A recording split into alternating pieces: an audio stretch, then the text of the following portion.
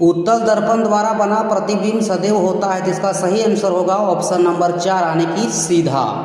Question number 2 में देखेंगे, गोलीय दर्पण का फोकसांतर उसकी वक्रता त्रिज्या का कितना गुना होता है, तो इसका सही आंसर होगा ऑप्शन नंबर 2 यानी कि आधा।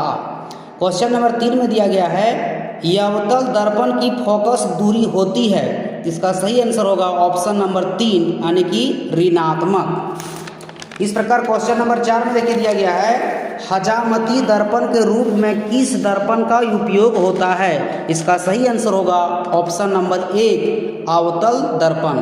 क्वेश्चन नंबर 5 में दिया गया है, गोलीय लेंस मुख्यतः कितने प्रकार के होते हैं, इसका सही आंसर होगा ऑप्शन नंबर 2 यानी कि 2। क्वेश्चन नंबर 6 में दिया गया है, उत्तल लेंस द्वारा वास्तविक आवर्धित प्रतिबिंब बनता है जब वस्तु स्थित होती है, इसका सही आंसर होगा ऑप्शन नंबर 2 यानी कि F और 2F के बीच। इस प्रकार क्वेश्चन नंबर आगे देखिए दिया गया है 7 नंबर में, जब प्रकाश की किरण हवा से कांच में जाती है तो वह मुड़ जाती है, इसका सही आंसर होगा ऑप्शन नंबर 3 अभिलंब की ओर। इस प्रकार अगला क्वेश्चन दिया गया है 8 नंबर में, लेंस की क्षमता का SI मात्रक है, तो इसका सही आंसर होगा ऑप्शन नंबर 4 डायऑप्टर। आगे हम लोग देखेंगे क्वेश्चन नंबर 9 में दिया गया है, हमारे नेत्र में लेंस होता है, इसका सही आंसर होगा ऑप्शन नंबर 2 उत्तल लेंस। क्वेश्चन नंबर 10 में दिया गया है, आँख के लेंस की वक्रता त्रिज्या को नियंत्रित करती है, इसका सही आंसर होगा ऑप्शन नंबर 3 पक्षमाभी मांसपेशियाँ। अगला देखते हैं क्वेश्चन नंबर 11 में, स्पष्ट दृष्टि की अधिकतम दूरी का मानक मान है, इसका सही आंसर होगा ऑप्शन नंबर 4 अनंत। आगे देखेंगे क्वेश्चन नंबर 12 में दिया गया है, अवतल लेंस के चश्मे का उपयोग करके किस दृष्टि दोष को दूर किया जा सकता है, तो इसका सही आंसर होगा ऑप्शन नंबर 1 निकट दृष्टि दोष। क्वेश्चन नंबर 13 में दिया गया है, तारे का टिमटिमाना प्रकाश के किस घटना को दर्शाता है, इसका सही आंसर होगा ऑप्शन नंबर 2 प्रकाश का अपवर्तन। इस प्रकार आगे देखते हैं हम लोग क्वेश्चन नंबर 14 में दिया गया है, किसी अभिक्रिया में भाग लेने वाले पदार्थ कहलाते हैं, इसका सही आंसर होगा ऑप्शन नंबर 3 यानी कि अभिकारक। इस प्रकार आगे देखते हैं क्वेश्चन नंबर 15 में दिया गया है, समीकरण CaCO3 गिब्स CaO + CO2 किस प्रकार की अभिक्रिया है, इसका सही आंसर होगा ऑप्शन नंबर 2 वियोजन अभिक्रिया। क्वेश्चन नंबर 16 में दिया गया है, श्वसन कैसी रासायनिक अभिक्रिया है, इसका सही आंसर होगा ऑप्शन नंबर 1 ऊष्माक्षेपी। नेक्स्ट क्वेश्चन देखिए दिया गया क्वेश्चन नंबर 17 में, निम्न में से कौन सी अभिक्रिया नहीं होगी, तो इसका सही आंसर होगा ऑप्शन नंबर 2 यानी कि ZnSO4 + Cu। क्वेश्चन नंबर 18 में दिया गया है, निम्न में कौन संतुलित समीकरण है, इसका ऑप्शन नंबर 2 इसका सही आंसर होगा। क्वेश्चन नंबर 19 में देखिए दिया गया है, क्वेश्चन नंबर 19 में हम लोग देखेंगे, क्वेश्चन नंबर 19 में दिया गया है, अभिक्रिया ZnO + C Gibbs Zn + CO में किसका उपचयन होता है, इसका सही आंसर होगा ऑप्शन नंबर 2 यानी कि C।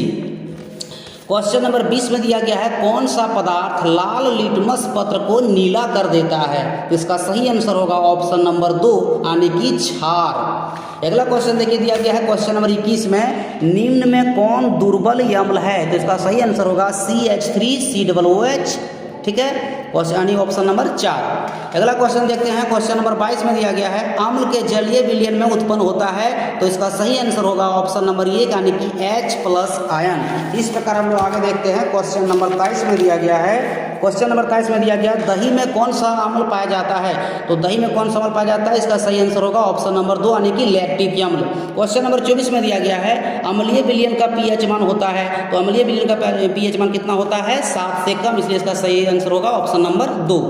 क्वेश्चन नंबर 25 में दिया गया है, कौन अधिक क्षारीय है, तो इसका सही आंसर होगा ऑप्शन नंबर 4 यानी कि pH = 14। क्वेश्चन नंबर 26 में दिया गया है, विरंजक चूर्ण का रासायनिक सूत्र है, विरंजक चूर्ण का रासायनिक सूत्र क्या होता है, CaOCl2, इसका सही आंसर होगा ऑप्शन नंबर 3। क्वेश्चन नंबर 27 में दिया गया है प्रकाश संश्लेषण में ऑक्सीजन बाहर निकलती है, किससे बाहर निकलती है, इसलिए इसका सही आंसर होगा ऑप्शन नंबर 1 यानी कि जल से।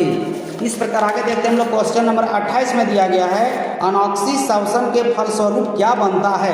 इसका ऑप्शन दिया गया पहला ग्लूकोज, दूसरा दिया एथिल एल्कोहल, तीसरा दिया गया ऑक्सीजन, चौथा दिया गया है जल। तो इसका सही आंसर होगा ऑप्शन नंबर 2 यानी कि एथिल एल्कोहल। इस प्रकार देखते हैं क्वेश्चन नंबर 29 में दिया गया है निम्नलिखित में कौन परजीवी है। पहला ऑप्शन दिया गया है राइजोबियम, दूसरा दिया है प्लाज्मोडियम, तीसरा दिया गया है ऑर्किड और चौथा दिया गया है मच्छर। तो इसका सही आंसर होगा ऑप्शन नंबर 2 यानी कि प्लाज्मोडियम।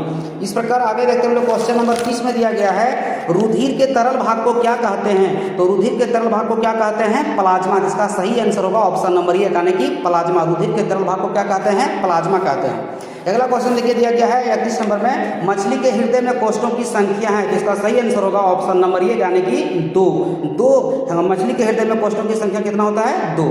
अगला क्वेश्चन देखते हैं 32 नंबर में दिया है मनुष्य में वृक्क एक तंत्र भाग है जो संबंधित है, यानी कि क्वेश्चन नंबर 32 में दिया गया है मनुष्य में वृक्क एक तंत्र का भाग है जो संबंधित है किससे है। पहला ऑप्शन दिया है पोषण से, दूसरा ऑप्शन दिया है श्वसन से, तीसरा दिया गया उत्सर्जन से और चौथा दिया गया है परिवहन से। इसका सही आंसर होगा ऑप्शन नंबर 3 यानी वृक्क जो है उत्सर्जन का भाग है। तो इसका आंसर ऑप्शन इसका हो जाएगा 32 का ऑप्शन नंबर 3 यानी कि उत्सर्जन से।